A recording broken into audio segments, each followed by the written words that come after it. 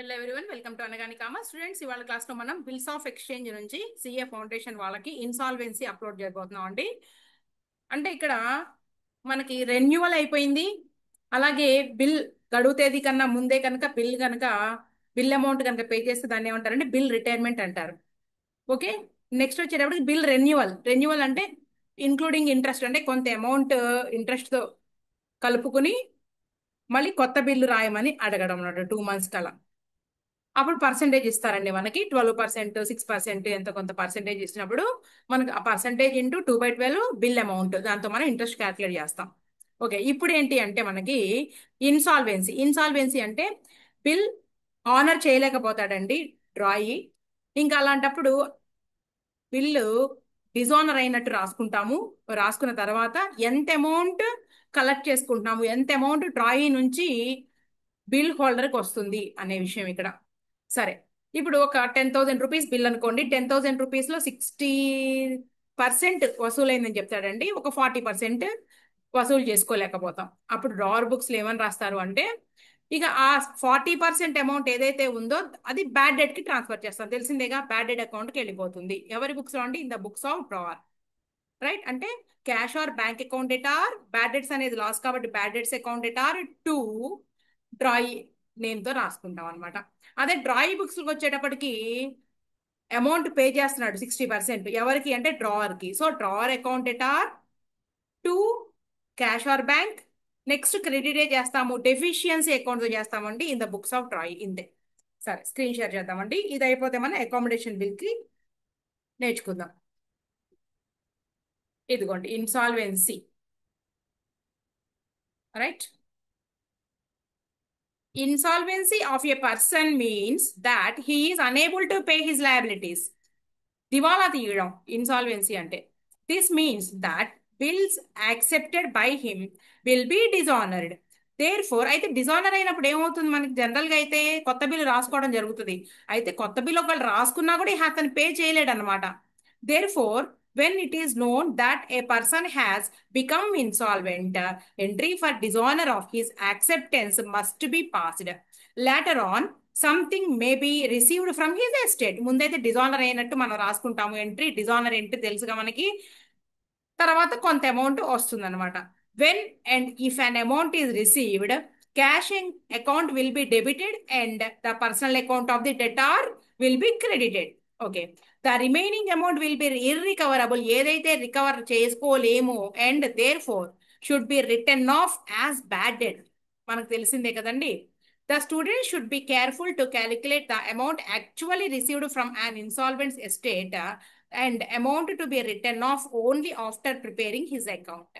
In the books of drawee of the bill, the amount not ultimately paid by his due to insolvency should be credited to deficiency account. అంటే ముందు మనకి bill dishonour కి in the books of drawer ఏం రాస్తాము అంటే ఇదిగోండి చెప్తాను. In the books of drawer, right. అలాగే in the books of drawee మనం ఏమి రాస్తాము అంటే ముందు డిజానర్ అయినప్పుడు ఎంట్రీ. డిజానర్ కి బిల్ రిసీవ్ చేసేసుకున్నామండి, వెళ్ళిపోయిన బిల్ వచ్చేసింది. Bill receivable account debited to ఎవరి నుంచి, డ్రాయి నుంచి. ఇది తెలుసు మనకి. అలాగే ఈయన బుక్స్ లో వచ్చేటప్పటికి, సారీ, డ్రాయికి బిల్ వెళ్ళినట్టు రాసుకోవాలి కదండి. డ్రాయి రిసీవర్ కదా. డ్రాయి account debited to bills receivable account రాస్తాము. మరి ఈయనకు వచ్చేటప్పటికి bills payable account debited to ఎవరి నుంచి అంటే డ్రావర్ నుంచి. ఇలా రాసుకున్నాం మనం. రైట్. ఇప్పుడు కొంత అమౌంట్, ఇది డిజానర్ ఎంట్రీ. 1 రూపీకి 40 పైసా చొప్పున రికవర్ చేసుకుంటున్నాము అనొచ్చు, లేదా 40% కావచ్చు. మనం 10,000 అనుకుందామండి. ఇది 10,000 రూపాయలు. 10K. 10K. రైట్. ఇప్పుడు మనకి 40% రిసీవ్ చేసుకుంటున్నాము, లేదా 60% రిసీవ్ చేసుకుంటున్నామండి, లేదా 1 రూపీకి మనకి 40 పైసా అని చెబుతారు. సో అమౌంట్ రిసీవ్ చేసుకుంటున్నావా కాబట్టి cash or bank account debited అంటే 10,000లో నీకు 60% అంటే 6,000 రూపీస్. రైట్. ఎవరి నుంచి అండి, టు డ్రాయి. ట్రూ డ్రాయి అకౌంట్ ఎంత అంటే అసలు టోటల్ అమౌంట్ మనం తీసుకోవాల్సింది 10,000 రూపీస్. ఆ మిగిలిన ఏవైతే ఉన్నాయో అవి బ్యాడ్ డెట్స్. బ్యాడ్ డెట్స్ అంటే మనకి ఏంటి, debit all expenses and losses, credit all incomes and gains అంటాం కదండి. సో బ్యాడ్ డెట్ ని మనం డెబిట్ చేసాము, 40% రాదు కాబట్టి ఇదండి ఎంట్రీ. Cash account debtor, bad debts account debtor, to drawee account. మరి ఈయన బుక్స్ లో వచ్చేటప్పటికి అమౌంట్ పే చేయాలి డ్రావర్ కి. ఓకే, డ్రావర్ అకౌంట్ డెటార్ ఎంత amount, 10,000 rupees. To cash or bank account 6,000 rupees pay చేస్తున్నాడు. ఒక బ్యాడ్ డెట్స్ వచ్చేటప్పటికి ఒక 4,000. బ్యాంక్ బ్యాడ్ డెట్స్ కాదు కదా, ఈయన బుక్స్ లో ఏం రాయాలి, డెఫిషియన్సీ. డెఫిషియన్సీ అంటే లోటు, డెఫిషియన్సీ అకౌంట్ 4,000 రూపీస్. ఇలా వస్తాయి అనమాట ఎంట్రీస్. ఇప్పుడు మనం ఒక ప్రాబ్లం చూడబోతున్నాం. Mister David draws two bills of exchange on 1/1/2022 for 6,000 and 10,000. రెండు బిల్లులట. డేట్ చూడండి, 1 జనవరి 2022. The bills of exchange for 6,000 is for 2 months. ఈ 6,000 బిల్ ఏమో 2 months కి గడువు. While the bill of exchange for 10,000 is for 3 months. ఇది 3 months. క్లియరేనా? These bills are accepted by Mr Thomas. తర్వాత ఏమైంది, ఆన్ 4/3/2022 అంటే మార్చి నెలలో Mr Thomas request Mr David ఏమని, to renew the first bill with interest at 18%. చూడండి ఇక్కడ థర్డ్ మంత్ అంటే అర్థం ఏంటి, ఈ ఏదైతే ఫస్ట్ బిల్ ఏదైతే ఉందో దాని ఎక్స్పైరీ డేట్, దాని మెచ్యూరిటీ డేట్ వచ్చేసిందండి 4వ తారీఖు 3వ నెల 2022 సంవత్సరం. సో థామస్ ఏం చేశాడంటే అమౌంట్ పే చేయలేకపోవడం వలన ఆ బిల్లు తాలూకు ఏం చేశాడు అంటే, మనం కొత్త బిల్లు రాసుకుందాము 18% ఇంట్రెస్ట్ తో అనేసి, for a period of 2 months. Mister David agrees to this proposal. On 23/20/2022 mister Thomas retires the acceptance for 10,000. ఈ రెండో బిల్ ఏదైతే ఉందో ఆ రెండో బిల్లుని ఆయన మార్చి అంటే ఏంటి, ఒక నెల ముందుగానే రిటైర్ చేసేసాడు. The interest rebate that is discount being 100 rupees. అంటే 10,000కు గాను 9,900 రిసీవ్ చేసుకుంటాము. ఎందుకు అంటే మనం ముందుగా రిసీవ్ చేసుకుంటున్నాం కాబట్టి డిస్కౌంట్ ఎలో చేస్తాము. ఎవరు అంటే డ్రావర్.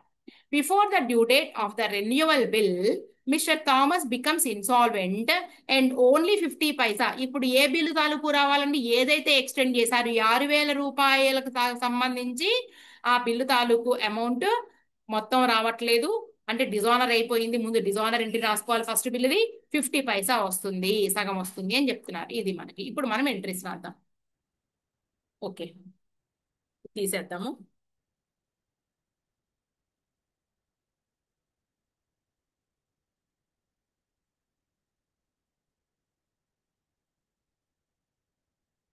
నెక్స్ట్ క్లాస్ లో పార్ట్నర్షిప్ ఒక క్లాసే చెప్పామని ఇంట్రడక్షన్.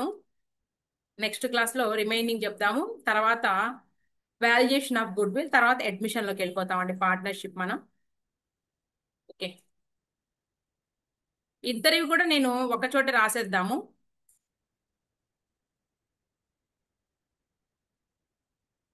పక్క పక్కనే పెట్టేద్దాము. Right. Okay, in the books of David కదండి ఈయన. In the books of David, ఈయన థామస్.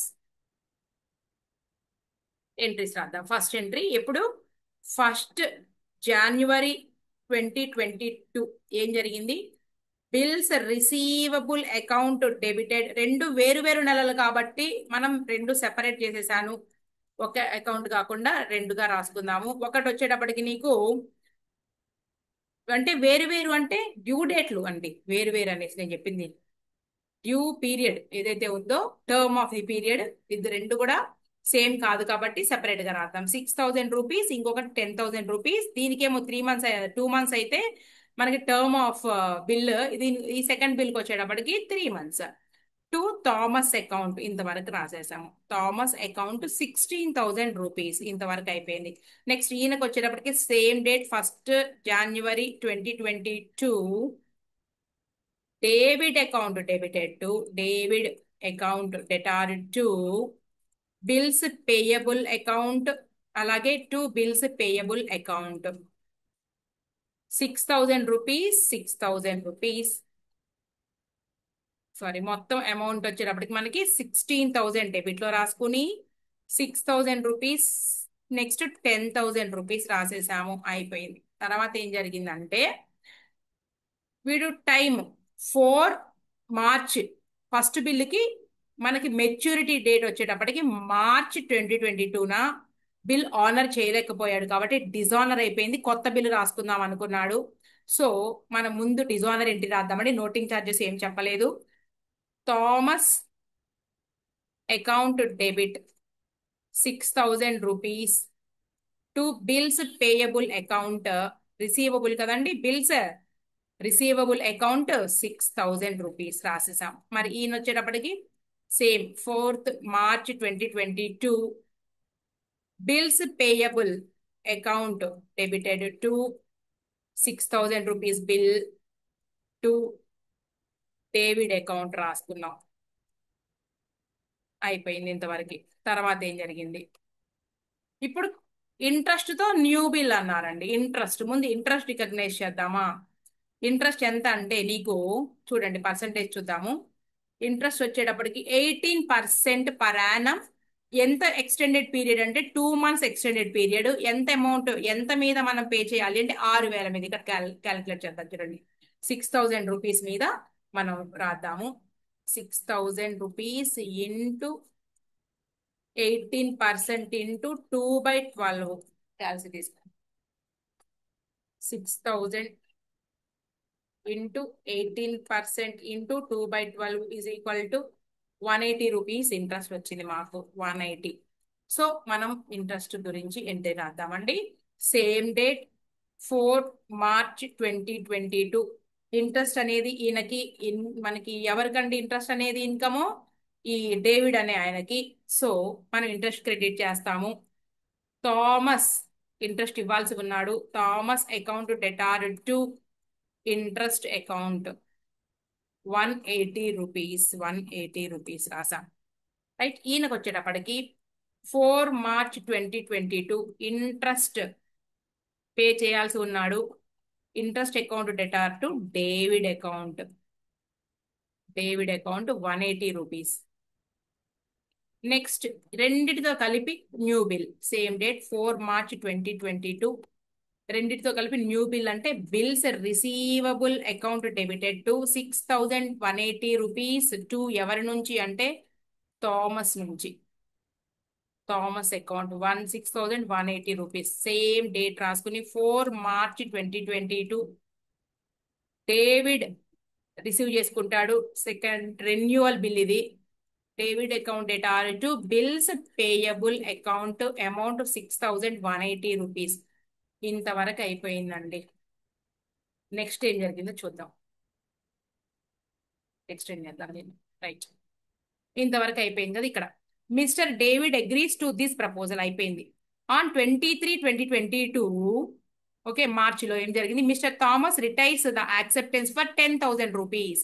ఈ 10,000 రూపాయలు ఏదైతే ఉందో దీన్ని మెచ్యూరిటీ డేట్ వచ్చేటప్పటికి మనకి ఫస్ట్ రాశారు కాబట్టి 4th మంత్ అండి, అంటే ఏప్రిల్ నెల. కానీ మార్చి నెలలోనే అంటే ఒక నెల ముందుగానే ఆ బిల్ అమౌంట్ పే చేయాలనుకున్నారండి డ్రాయి. సో 100 రూపీస్ ఏదైతే ఉందో అది డ్రాయికి డ్రావర్ ఇచ్చేటటువంటి రిబేట్ ఆన్ బిల్ లేదా డిస్కౌంట్ అలౌ చేస్తున్నాడు అండి, డిస్కౌంట్ అలౌ చేస్తున్నాడు. ఓకేనా. సో 10,000 రూపీస్ బిల్ డేట్ వచ్చేటప్పటికి 20th March 2022. ఓకేనా. అమౌంట్ వచ్చేస్తుందండి cash or bank account debited to ఎంత అమౌంట్ అంటే 9,900 రూపీస్. డిస్కౌంట్ అలౌడ్ లేదా డిస్కౌంట్ అలౌడ్ అనొచ్చు లేదా రిబేట్ ఆన్ బిల్ అనొచ్చు అండి. 100 రూపీస్ టు ఏం వెళ్ళిపోతుంది, బిల్స్ రిసీవబుల్ వెళ్ళిపోతుందండి. ఇది second bill amount 10,000 rupees. Same మనం ఈయన కూడా 20th March 2022 డేవిడ్ నుంచి బిల్ కలెక్ట్ చేసుకున్నాడు. Bill account bills payable account debtor ఎంతండి amount 10,000 rupees to cash or bank account 9,900 rupees to discount received or rebate on bill ఏదైనా రాసుకోండి, తప్పలేదు. అయిపోయిందండి, రైట్. నెక్స్ట్ ఏమైంది, ఈ 6,000 రూపాయలకు ఎక్స్టెండెడ్ పీరియడ్ 2 months కి ఇంట్రెస్ట్ కలిపి 6,180 రూపాయలకి రాసాం కదండి. మరి దీన్ని ఏం చేశాడు చూద్దాం. మిస్టర్ థామస్ బికమ్స్ ఇన్సాల్వెంట్ అనగానే కట్ చేసి అక్కడ పాయింట్. అంటే ముందు డిజానర్ ఎంట్రీ రాయి 6,180 రూపాయలకి. ఏ డేట్ అండి ఇక్కడ నీకు? 4th మార్చి నుంచి కదా లెక్కేయాలి. 4th మార్చి నుంచి మనం లెక్కేస్తే 7వ తారీఖు ఎన్ని నెలకి? 2 నెలలకి. ఏప్రిల్ మే, 7th మే అండి. 7వ తారీఖు మే నెల 2022 సంవత్సరంలో బిల్ డిజానర్ అయిపోతే ఆ బిల్ ఎవరికి వెళ్ళిపోతుంది అంటే థామస్ కి. Thomas account debited to bills receivable account 6,180 rupees. 6,180 rupees, right. ఈయన గారికి కూడా మళ్ళీ 7th మే 2022 బిల్ వచ్చేస్తుందండి. Bills payable account debit 6,180 rupees to ఎవరి నుంచి అంటే డేవిడ్ అకౌంట్ అని రాసుకోండి. దట్స్ ఆల్, అయిపోయింది. సరే, ఇంకా ఏమైనా అమౌంట్ వస్తుందా కొన్ని రోజుల తర్వాత చూద్దాం. అండ్ ఓన్లీ 50 పైస్ ఇన్ ఇయర్ rupee could be recovered from his estate. అంటే 50% అనమాట. 6,180లో సగం. So same date 7th May 2022 cash or లేదా బ్యాంక్ అకౌంట్ డెటార్ ఎంత అంటే 6,180లో హాఫ్ ఎంతో చూద్దామండి. మిగిలినవి రానివి ఏవైతే ఉన్నాయో అది బ్యాడ్ డెట్స్ అకౌంట్ డెటార్ కి ట్రాన్స్ఫర్ చేసుకుంటావు. ఎవరి నుంచి అంటే డ్రాయి పేరేంటండి? Thomas account. ఇలా రాయాలి. సో మనం హాఫ్ అమౌంట్ చూద్దామండి. 6,180/2 3090 రూపీస్. 3090 బ్యాడ్ డెట్స్ కూడా 3090, టోటల్ 6,180 రూపీస్, రైట్. మరి ఈయనకు వచ్చేటప్పటికి సేమ్ 7th మే 2022, రైట్.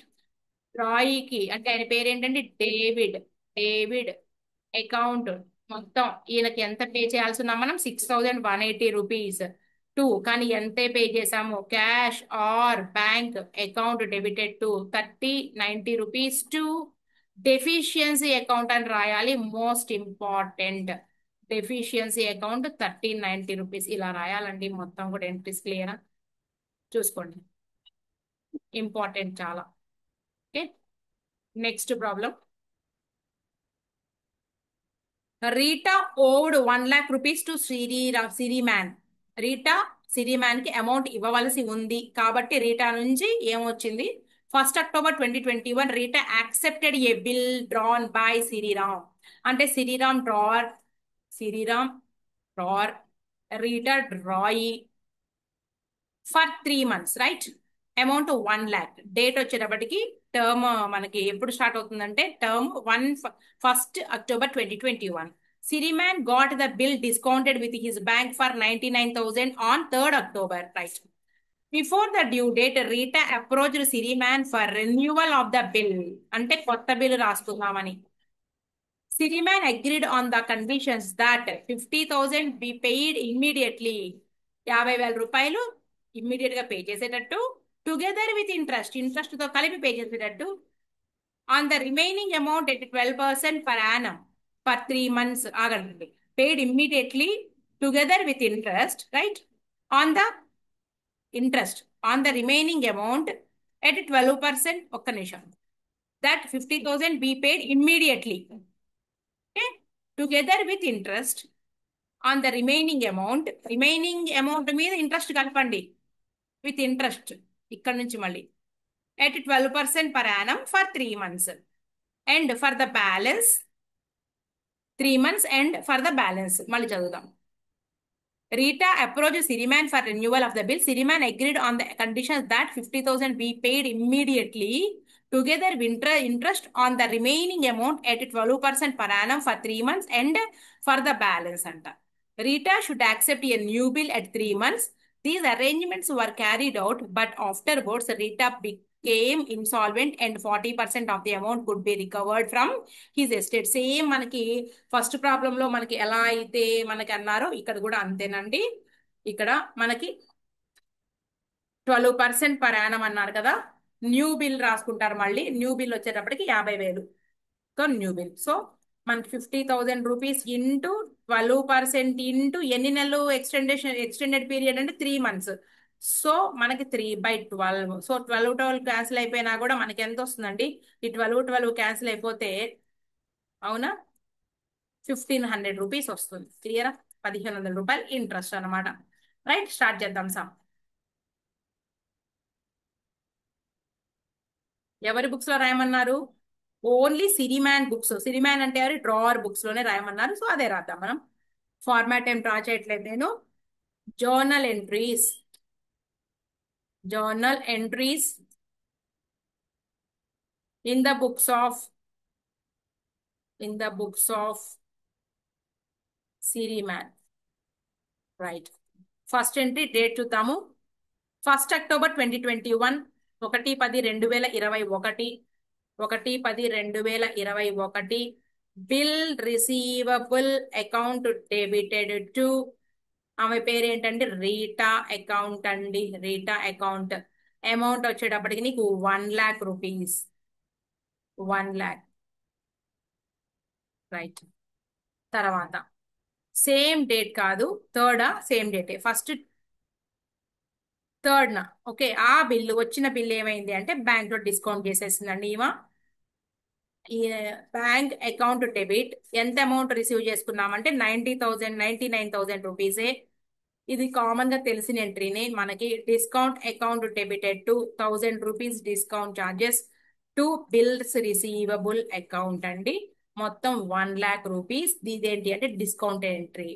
తర్వాత ఏమైంది చూద్దాం. Before the due date Rita approached for renewal. Renewal అనగానే స్టార్ట్ చేసే ఏంటి అంటే ముందు డిజానర్ ఎంట్రీ రాసేసుకో. సో డ్యూ డేట్ అంటే 3 months అన్నారు కదండి. 3 months అంటే 1 October అంటే నీకెంత?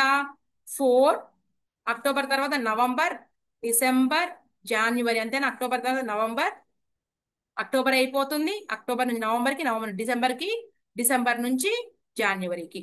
అంతేనా? రైట్, 3 months మనకి.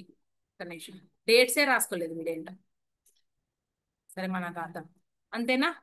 October to November, November to December, December to January అంటే 4 జనవరి అంటే నీకు ఫస్ట్ మంత్ 2022లోకి వెళ్ళిపోయావు. ఓకే, బిల్ డిజానర్ ఎంట్రీ ఏంటి అంటే నీకు ఎవరికి వెళ్ళిపోవాలండి bill? Rita. Rita account debit 1 lakh rupees. Bank లో డిస్కౌంట్ చేసినప్పుడు డిజానర్ ఎంట్రీ ఇది. Bank account 1 lakh rupees. ఇది ముందు మనం డిజానర్ ఎంట్రీ రాసేసాం. రాసిన తర్వాత ఆమె ఇంట్రెస్ట్ రికగ్నైజ్ చేయమంటుంది. 1/4/1/2022. ఇంట్రెస్ట్ అంటే ఇప్పుడు నీకేంటి అంటే ఇదిగోండి, ఇక్కడ బిఫోర్ ద డ్యూ డేట్ అన్నారండి. మనకి ఏమీ చెప్పలేదు కాబట్టి ఇక్కడ కూడా మనకి సమ్లో కూడా ఏం రాయలేదు. సరే, మనం 4 అని రాసాము. ఇప్పుడు ఇంట్రెస్ట్ రికగ్నైజ్ చేసి ఇంట్రెస్ట్ ఏంటి రాయబోతున్నాం మనం. ఇంట్రెస్ట్ ఏంటి అంటే ఇదిగోండి, Rita account debited to interest account 1 lakh rupees into 12% into ఎంతండి మనకి? 3/12, 2/12. సారీ, ఇక్కడ మనకి 50,000 మీదేనండి ఇంట్రెస్ట్. సగం అమౌంట్ మీదే. 50,000 మీద ఇంట్రెస్ట్ ఎంత వస్తుంది నీకు? 50,000 మీద అంటే 3/12 కదా. 3/12. సో 1,500 రూపీస్ ఇంట్రెస్ట్ రికగ్నైజ్ చేసాం. రైట్, ఇప్పుడు ఇంట్రెస్ట్ తో కలిపి టుగెదర్ ఇదిగోండి ఇక్కడ సిరిమాన్ అయిపోయిందా? Siriman agreed on the conditions that 50,000 be paid immediately together with interest on the remaining amount at 12% per annum. అయిపోయింది. ఇప్పుడు మనం ఆ 50,000 రూపీస్ తో పాటు ఇంట్రెస్ట్ కూడా కలిపి పే చేస్తున్నాం. 4/1/2022 అమౌంట్ ఎవరికి పే చేస్తున్నాం మనం? ఎవరి నుంచి అమౌంట్ వస్తుందండి? వీళ్ళు రిసీవ్ చేసుకుంటున్నారు కదా. సో రీటా పే చేస్తుంది. Cash or bank account debited to 50,000 అంటే సగం అమౌంట్ అండి, ప్లస్ 1,500 రూపీస్. మొత్తం 51,500 రూపీస్ టు రీటా అకౌంట్.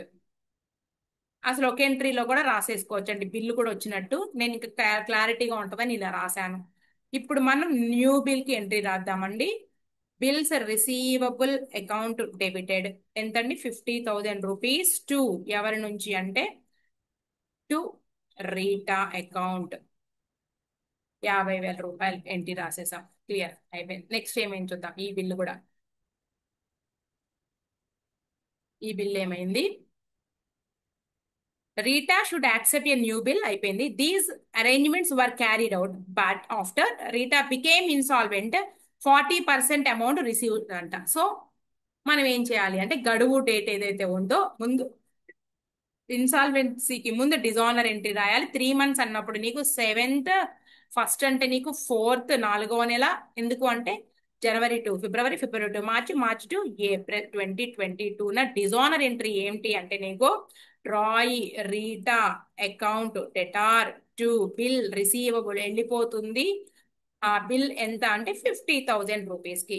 మరి ఈమె ఎస్టేట్ నుంచి 40 పైసా వస్తుంది అంటండి. Same date 7/4/2022. ఎంత కలెక్ట్ చేసుకుంటున్నాము అంటే, చచ్చినోడి పెళ్లికి వచ్చినంత కట్నం అంటారు కదండి. Cash or bank account debit.